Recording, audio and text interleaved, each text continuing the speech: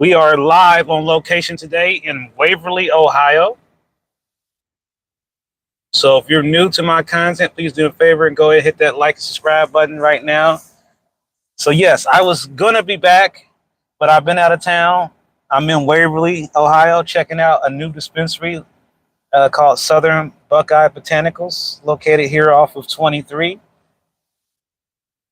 What's up, Jimmy? What's up? So yes, we are live here, and I'm at a place here in Waverly, Ohio called, and this is a staple in town, it's called the Beast in the Bottle. Let me show you what the Beast in the Bottle looks like. I'm about to check it out. Okay, yeah, so this is the Beast in the Bottle. This place has been here for a while. This is a restaurant. Don't let the outside looks fool you. It is a very nice place on the inside. I will be putting a video out. Hey, Cannabis Hemp. Hey, Tim. Yeah, I'm on location this time. I'm definitely on location.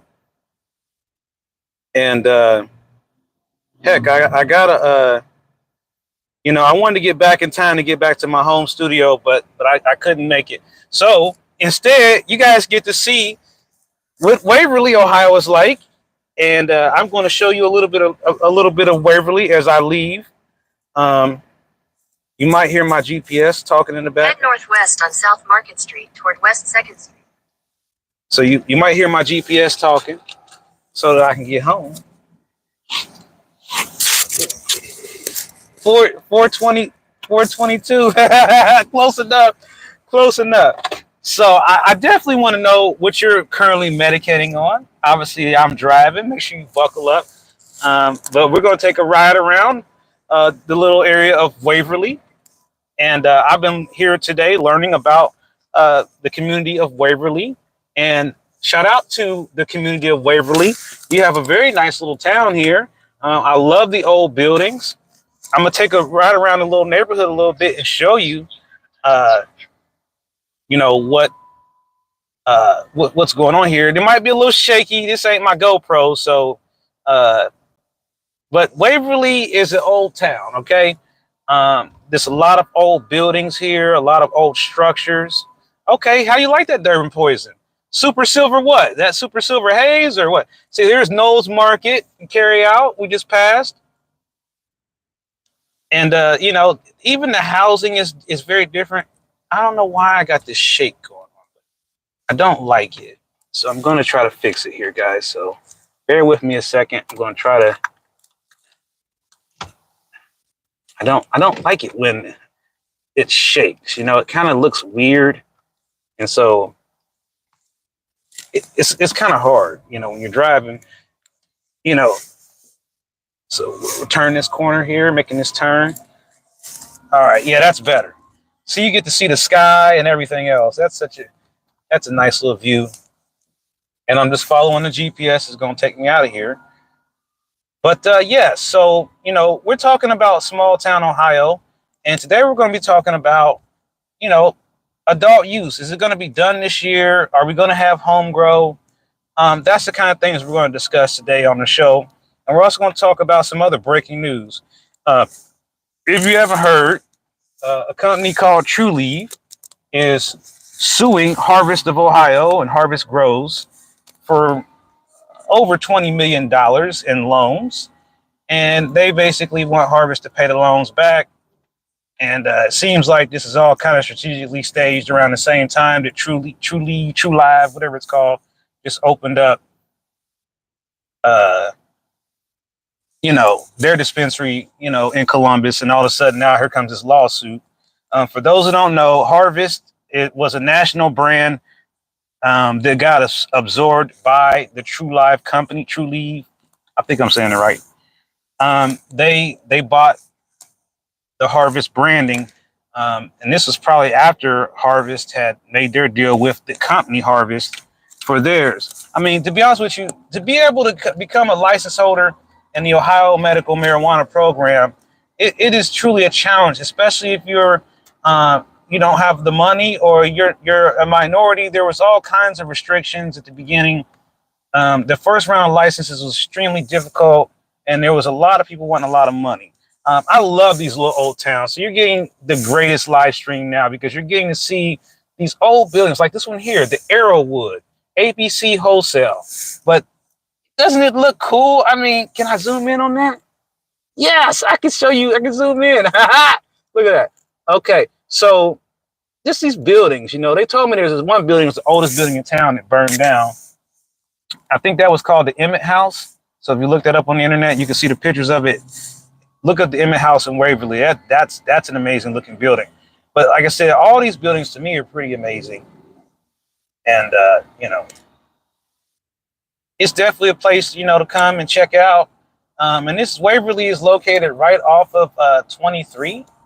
So if you live near the 23 area, you'll kind of know where I'm talking about. If you've been up and down 23, give you an idea of where it's at.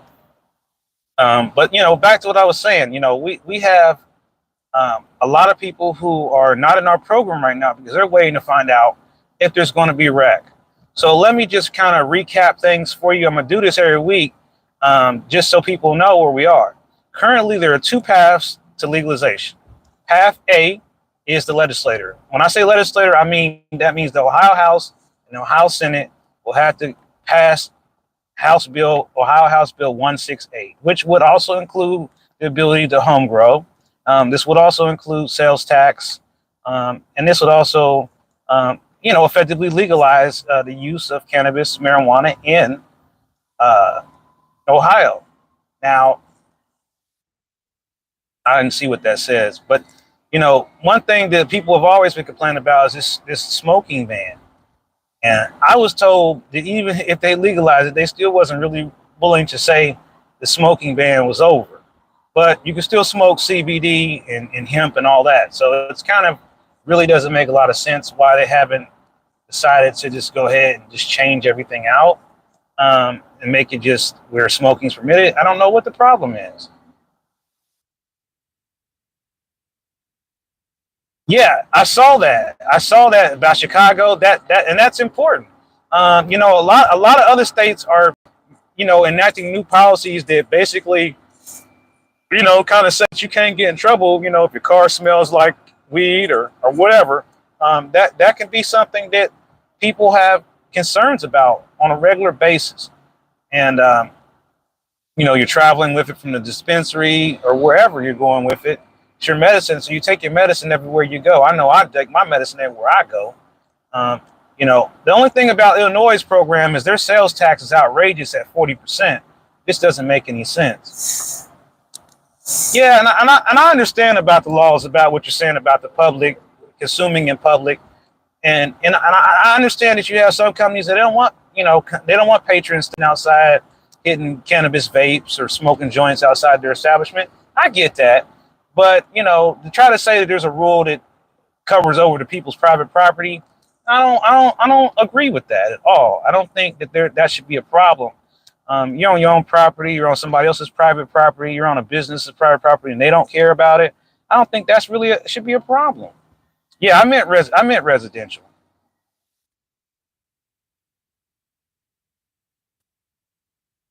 Yeah, I did mean residential. But I think that a lot of times people are going to do whatever they want to do, regardless of what the rules are. Let's just keep it real. Hey, you mean private, private property, residential, whatever you want to call it, and it still can be, a situation where and even when rec comes, I think this is the question that no one's asking: what's going to happen with all these people who live in rental properties once the legalization goes through, and it is going to go through?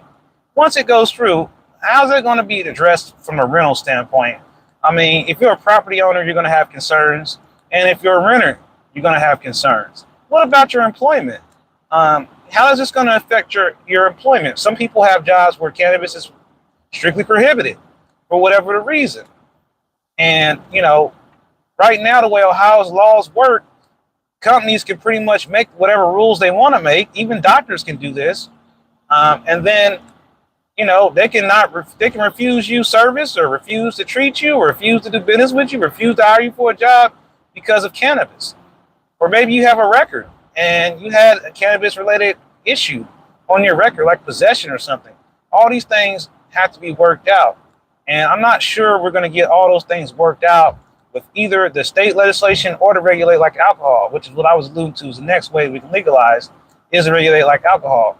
And I just say regulate like alcohol because I'm tired of saying regulate marijuana like alcohol. I just think it's too wordy.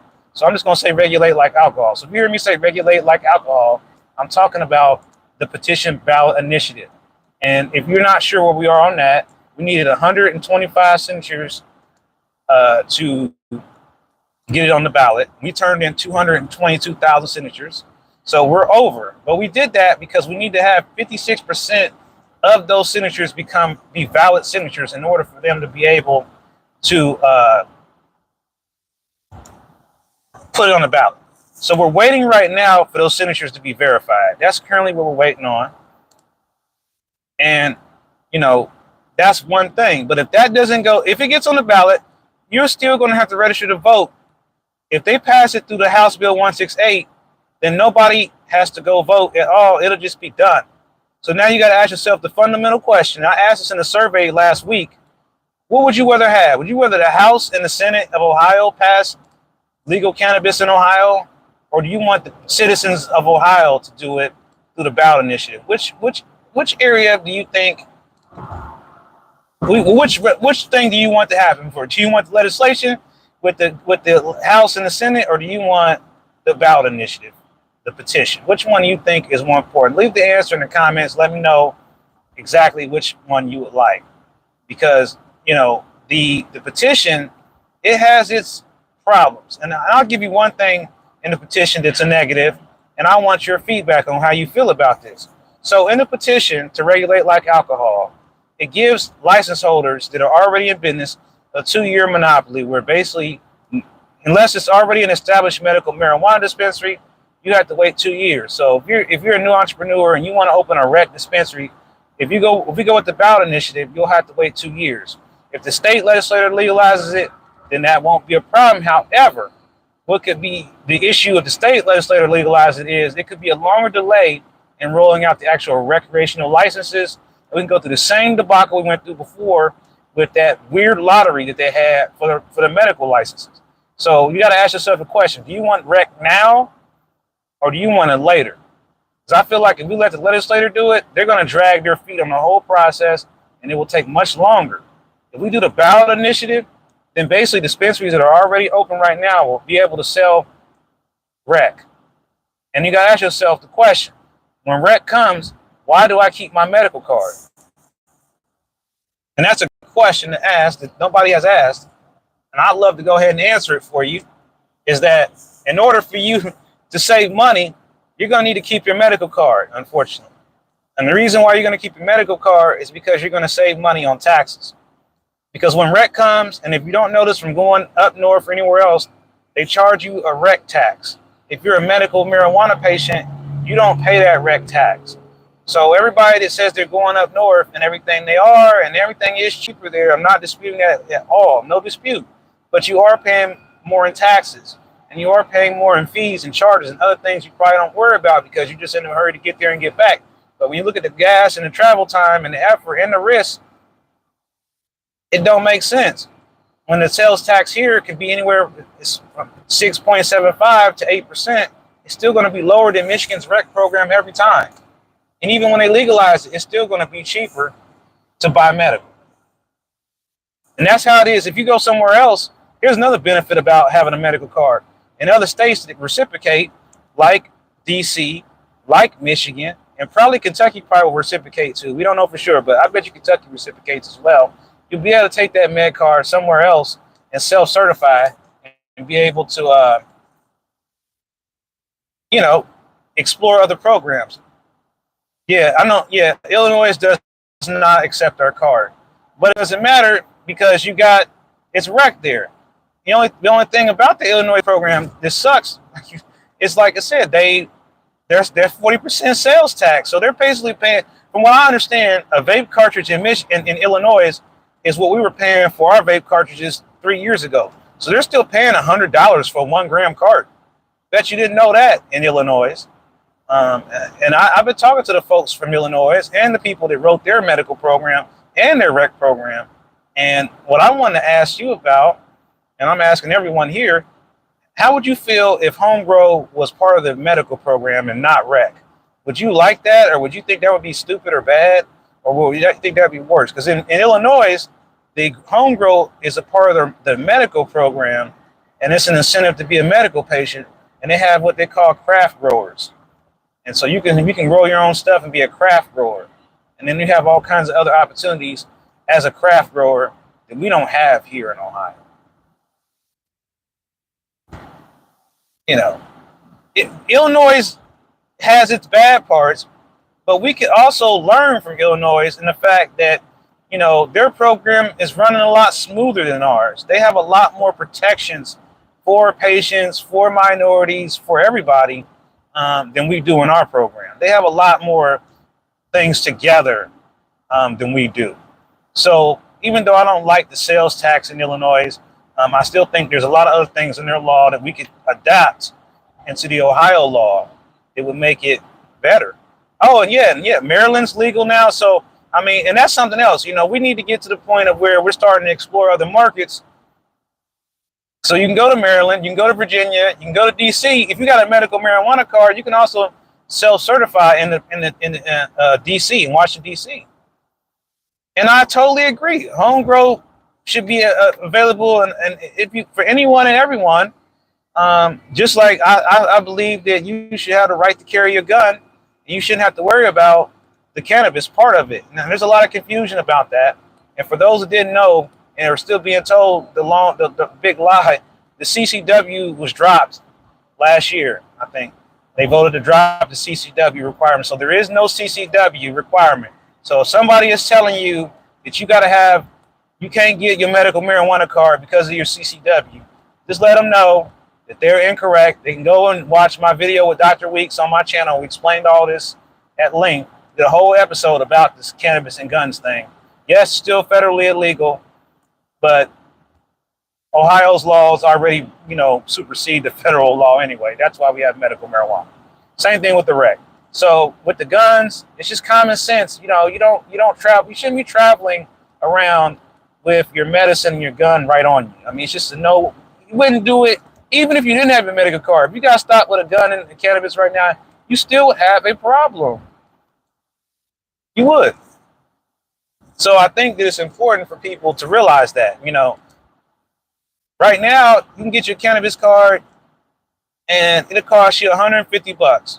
When we first started out, I paid $350 to get in the program. Now we got it down to $150. And hopefully with the Board of Pharmacy being removed from the program, you say you need me to drop a link?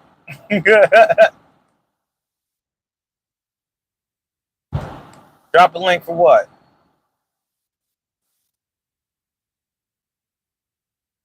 I mean, and that's a good point to make, Jimmy, because, hey, I'm sorry, Jimmy, I'm gonna have to push back on that. My brother, let me tell you a story about my brother.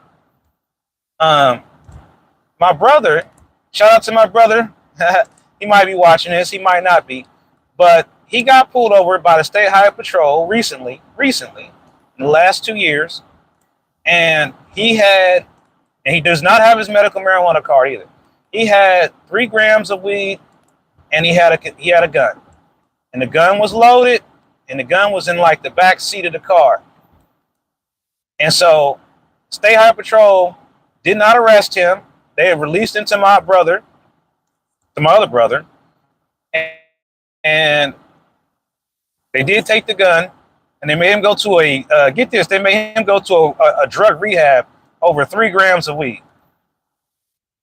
He had to go to a drug rehab over 3 grams of weed. Yeah, make sure y'all smash that like and subscribe button. Thanks for reminding me, Lynette. Appreciate your help. And I appreciate all of you being here with me. I always be worried that, if I can't make these videos, and, I try to stay consistent. That's why I knew when I was down here that I was going to have to go live from the car and use the good old phone like I did before. But you guys get to see stuff, and you get to see me on the go and see what I kind of do when I'm out doing these videos and filming on these video shoots. And kind of gives you a different perspective of what I have to kind of go through. So if you can, make sure you support the channel, Ohio Cannabis Live, by sharing the video, liking the video, doing a super chat, or donating at ohiocannabislive.com/donate, whichever, or buy you a shirt, buy you a hat. We have some really cool hats and shirts. It's still free shipping.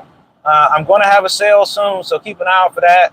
I'm going to lower the price of some of the stuff so people can try to, I know it's hard with inflation, man. It's hard to make things affordable, but I'm working on it. And I'm also going to be hosting some virtual events that'll be helping people learn how to shop, how to get better deals. Because I'm telling you, I'm a deal hunter, and I'm out here looking for y'all the best deal. And I want to be able to break it down for you, but I can't do it here on YouTube. And I prefer not. And I would like to do this in a more private setting. So I will be hosting virtual events that people can come to absolutely free and learn everything they need to learn about the state's program. And if you need to get in the program, this will be an opportunity for you to get in the program and also get a discount with one of my partners. Because I do have connections on discounts. So if you need to hook up on getting your medical marijuana card, just shoot me an email at ohiocannabislive@gmail.com, or you can go through my website, ohiocannabislive.com, click on the button on the homepage that says, I want my card. And I will make sure I get you to somebody that you can afford, get you activated, get you legal, and try to help answer any questions you might have. It's just, we out here trying to, a great question. Where am I headed? Yeah, I'm headed from Waverly to Columbus. I do also want to let you know that some more dispensaries are open now. We've got Southern Buckeye Botanicals that's out here on 23 that's open. And we've got NAR and Columbus. I mentioned the True Leave earlier. They're now open. We have 95 licensed dispensaries in Ohio as of today. Another one just got their wings today. And that one is located in Canton. So check out my Instagram for that. I did post that. It'll be on there as well. But yeah, we've got 95 open. Just remember, when I first started doing these videos, we only have 4, 5, 6. Now we have 95. So at some point, it is not going to make no sense to keep making these drives up north, because you're literally going to drive past dispensaries that are brand new, who are dying to get your business, who are dying to offer you a better deal than the old dispensary you used to drive to, and you got to check it out. And, for those who are afraid, or, these different jurisdictions or whatever, don't be afraid. Just go there and know you're legal, you got your card. Can't nobody do nothing to you as long as you're following all the rules. You'll be totally fine. Don't let that happen. And the other thing too is that, we start doing virtual events again. You have to kind of help people come and not be afraid of technology. I mean, because virtual is the way to go when it comes to saving money. Okay. And being, people can't travel for health reasons and those kind of things. I get that. So if you have a friend or a family member who's not that tech savvy, I'm going to need you to help them get onto these virtual events that I'm hosting, because the virtual events are going to lead to in-person events where I'm going to be meeting you in person, and we're going to be taking this to a whole nother level as far as having these sessions to help people understand what they need to know and to get us ready, not just for the medical program and the improvements that are going to come with the changes, but also to get ready for rec. So, in a world where we're going to be dealing with rec and medical, the channel is going to evolve. You're going to hear me talk about a lot of things that are rec related, and I'm going to talk about things that are happening in other markets, like the fact that Maryland just went legal, like the fact that Florida is thinking about going rec. That'll be a game changer, man. That'll be very, very interesting, considering how strict everything is in Florida right now. That would be a game changer to see that. I also have a really cool video of a Florida hemp company that did an interview with me that I haven't shared with you yet from when I did that expo in Cincinnati a few weeks ago. So I'm going to definitely release that video straight to the internet. I'm not even going to probably edit it that much. It's such a great interview for you to hear a little bit about the industry in Florida and how the hemp market works there, and compare it to how our hemp market works in Ohio. Very interesting the way they do their products in Florida compared to what we do in Ohio. I think they're ahead of us in technology for sure, and extraction. And they're doing some things down there in Florida that's a little bit different. Kentucky, for our folks in Kentucky, we've got a lot of things we got to do to kind of help Kentucky make sure that they don't make the same mistakes that we make. Because if we don't help Kentucky, it will be all bad. You hear me? It will be all bad. So we really got to figure out a way to help Kentucky. So if you know people in Kentucky, tell them to start watching the show because we're going to be covering some things about Kentucky. But just let them know that Ohio Cannabis Live, we ain't forgot about the folks from Kentucky. We ain't forgot about the folks from Michigan. You know, we're going to expand. So yes, there is a Kentucky Cannabis Live. Yes, there is a Michigan Cannabis Live. So if you want to go subscribe now, hit that subscribe button on the other ones too. So yeah, if you go on YouTube and search out Michigan Cannabis Live, it does exist. And if you search out Kentucky Cannabis Live, it does exist. And you already know your boy Mastermind gonna bring you the news, not just in Ohio, not just in Kentucky, not just in Michigan, but the whole planet. We're going for the whole planet. We're gonna go national. You are talking about the weed CNN. That's what's coming. That's what's coming. Yeah, so go ahead and do me a favor, man. My channels need some subscribers. Go to subscribe, Kentucky Cannabis Live. So you can keep an eye on when they're... Because listen, look at it like this. If we legalize first, which we will legalize first before Kentucky does, okay, they've got a medical program, but we're going to be legal here in rec. And guess what? Michigan and Kentucky, I know you're coming. I know you're watching. I know you've been following me. You're going to be coming here because you want to know what we got going on in Ohio. Just like we want to know what was going on in Michigan. Yeah, the whole planet, man. We got to take over. And I have another question for the audience that I'd like to ask out there. When rec comes to Ohio, I got two questions. What do you think is going to happen to the Michigan market? How will it be impacted by rec in Ohio? And I also want to know how you feel about the hemp community. How is the hemp market going to be impacted with this? Are they going to collapse the hemp market in Ohio? Is this going to turn rec? And all the hemp stores going to start trying to become dispensaries? What exactly is going to happen? We really don't know yet, but that's something to consider. You know, when you get to saying, okay, man, I got 100 dispensaries in Ohio and it's adult use rec and medical here, why would I drive to Michigan? Especially if the prices are very similar. Why would I do that?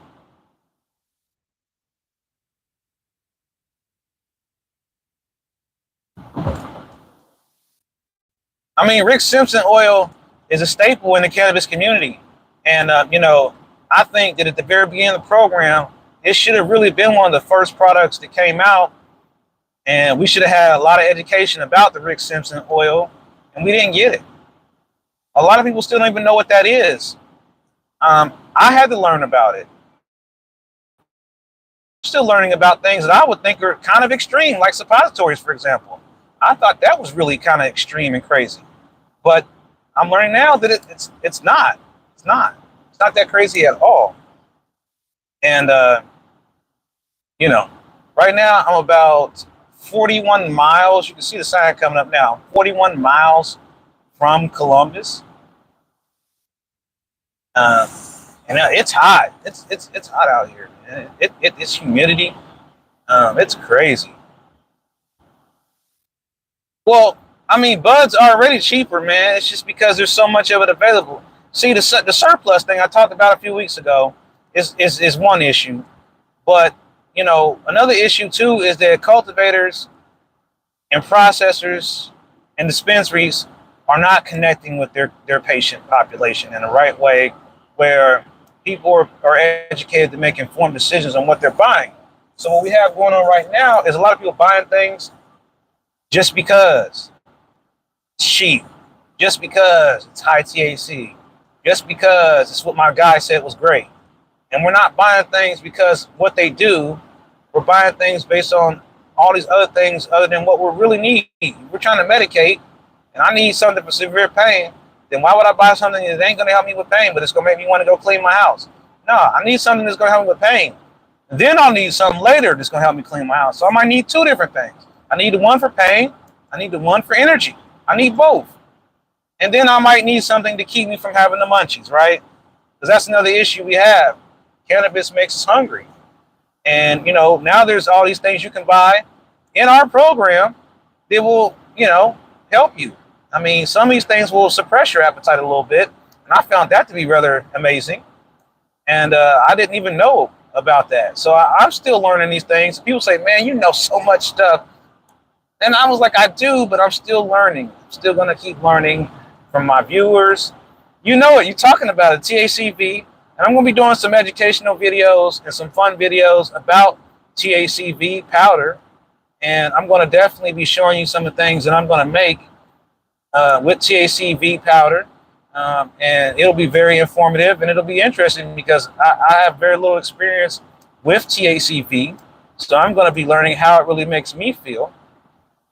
And then, how do I fit that into my daily regimen? Because I think that's really what we all need to really get to is what is our daily regimen when it comes to cannabis? Are we before and after a meal? You got to be, or you're going to lose your mind because you're not feeling right. And that's just learning that maybe the strains or the product you're consuming isn't right for you and it doesn't fit your endocannabinoid system. And that's something that we have to provide more education about is the endocannabinoid system and how this helps us understand what products are right for us versus what products are not right for us. And then we need to be journalizing this information and making sure that we capture it in some way that we can go back and reference it and even possibly share this information with other individuals.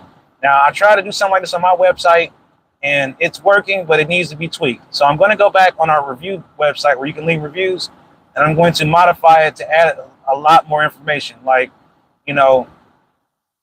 people, I want to know the harvest dates on these products. I want to know if people are getting new product or old product. So I'm going to add the harvest or production date to the field. So when you're filling out the review form, you can put in how old this stuff is, whether it's a gummy or I don't care what product it is. I want to know how old it is versus when you actually bought it. That's going to tell me how long these products are sitting on the shelf. And I also know, a little bit more about your medical experience with it. Like, did you get sleepy? I'm going to ask these raw questions that nobody's going to ask. Did it have an oil ring? Was the ash white or was it gray? Or did you just vape it? I mean, I don't care. I mean, it's an anonymous review form, so no one's going to know who you are. We don't capture your name or anything. So if you smoked it, you smoked it. Oh, well, who's going to come after you? The smoking police or something? Bye. Stop it. And then forgive me if I miss some of your comments because I don't keep my eyes on the road, right? Because I am driving. And we're on our mission. I'm taking y'all. That scared me. I thought I was going to lose y'all. Like, reconnect. I'm like, oh, no. I mean, there's so much more information about CBD and hemp and how it all ties into the bigger picture because it's all still cannabis. And, I think that that's something that people need to have education on, like a TED Talk. Because with the TED Talks, they're very informative sessions. But, even with that video I did with Erin, shout out to Erin at Primo Gardens. We're going to be doing another video with her soon as well. I learned a lot just in that one day live. Yeah, you were learning. I was learning in real time what those terpenes smelled like and just learning how a tincture would be made. And from what I saw her do, I mean, really, that wasn't that hard to do. Provided you have all the right equipment, you have all the right licensing, whatever. But I think what she showed us in that video was that even though there's science involved, it's still at the very basic, you're mixing some things together, some oils together, and those oils are going to benefit you. And you say, why a tincture? Well, a tincture is subbilingual and it goes in your body faster because a lot of people think edibles don't work on them and they don't. And that's what tinctures come in play because they're going to go into your saliva and you're going to feel a lot quicker. And that's why I wanted to do a tincture video with her because I'm a big fan of tinctures. I was one of the first persons to try the program when it first came out through Grow Ohio, Butterfly Effect. And now we have several, don't talk about them no more. Nobody really talks about tinctures. Anybody still using tinctures? There's so many other things you could do that do hit faster or as fast. There's a lot of, we have some drinks that you can do that are sub-bilingual, like the Keep Drink is sub-bilingual, for example. But this depends on your body. I mean, for me, I want something that's going to hit me fast. And with edibles, I tend to eat a gummy or something like that. Hey, Lynette, see whose message got held for review. Oh, well, tinctures, man, the tinctures are helpful. You can afford them. I think that's been the reason why I haven't been buying them as much as at the very beginning was the cost ratio, especially the marijuana ones. They were $100 a bottle, and I just couldn't see it. And you know, you go to Michigan, you can get one up there, and it was cheaper, but was it as better? And the ones I got up in Michigan, man, they just taste like THC oil. I mean, it didn't have no flavor to it. All just tastes like motor oil. If you ever had any of this stuff up there, some of this stuff, I knew something like this will happen, you know, where we might lose connection, might lose connectivity, but we're still here. We're still here. And, you know, what it's telling me is that it's time for me to wrap up my stream. So before I wrap up my stream today, I'd like to know what you're having for dinner today on Friday. For me, I'm having chicken. Shout out to my girlfriend who's making the chicken right now, probably. And, you know, what y'all having for dinner? All right, now we're getting off topic. All I see is the word Russian, Chinese. What potato? Okay, that sounds good. But yeah, I appreciate all of you being here, and I know everybody. Look, people stop watching once he says dinner. They're like, oh, it's over. He's wrapping it up when he says what's for dinner. But yeah, you know, I just want to make sure that we don't have any more connectivity issues like we're having. But you know, I really do appreciate all of y'all being here. And like I said, you know, I go out of my way to make sure I do these streams with you so that you can, you know, get the information that you need, stay up informed.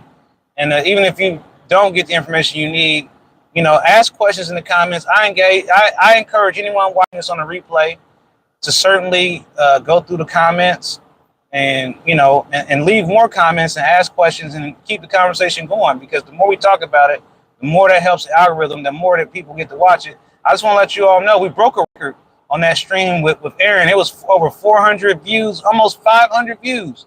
So we got to keep going to get these numbers up on these videos so we can show the LCs that people are interested in this program, this information, and it gets people more excited and it helps the algorithm, because YouTube won't show you the videos if you're not getting the numbers. So we got to keep our numbers up, keep everybody watching the video, because the more people watching the live streams and the other videos, the better we'll be as far as getting the word out. So, you know, as far as the message I'm going to give you at the end of the day is make sure you register to vote. I'm going to say it very clearly without no debate. Vote no on issue 1, because we want to maintain the right of the people of Ohio. If issue 1 is passed, then that means it would take 60% of the vote in order to legalize cannabis. Right now, it would only be 51% of the vote for us to vote. So you need to vote no on issue 1. And, you know, it's not just about all the other things that I'm not going to touch base on my stream, but just about us having our voice and making it harder for the residents of Ohio to be able to have a voice in what laws are being passed. So definitely vote no on issue 1 if you want to have a voice in what's going on in the legislative process and what's going on in Ohio. And vote no if you want to make sure we get wrecked. So vote no on issue 1. And I thank all of you for being here. Don't forget to hit the like, subscribe button. And I will see all of you very soon. Y'all have a safe weekend. Keep an eye out for the update for the first virtual event that we're having. And keep an eye out for all the in-person events I'll be having. Because I just found out I'm going to be doing some more events that I didn't even know I was going to be doing. I'm so excited. So I'll talk to all of you soon. Thank you again for all support. Love y'all. See you in the next video. Peace.